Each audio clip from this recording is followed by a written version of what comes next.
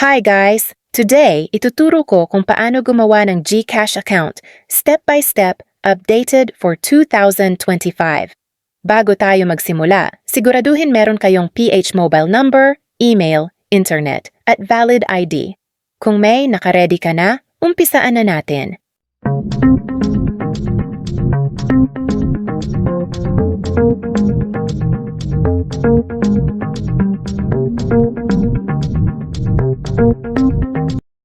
Search ang GCash app sa Play Store or App Store at tap install ito. Pag na-install mo na, open natin ang app. Then lilitaw itong while using mo lang at allow mo lang. Then I enter ang Philippine mobile number mo at itap ang next. And wait mo lang, ng second may marireceive kang authentication code via text or OTP. At next, completehin ang iyong personal details.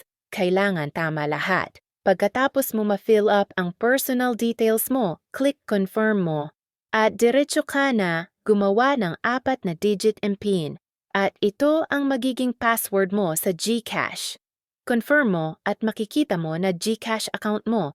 Lilitaw itong Home Secure account para safe. Ang account mo at sa phone mo lang ito. Click Yes, register this phone. At may OTP ka ulit matatagap. Makikita mo itong congratulations, your account secure na. At click Go to Dashboard.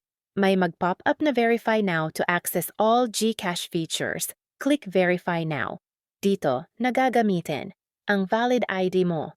Para ma-unlock ang full features, i-verify ang account gamit ang valid ID at mag-selfie. Pag verified na, pwede ka nang mag-send money, mag-pay bills, mag-cash in, at marami pang iba.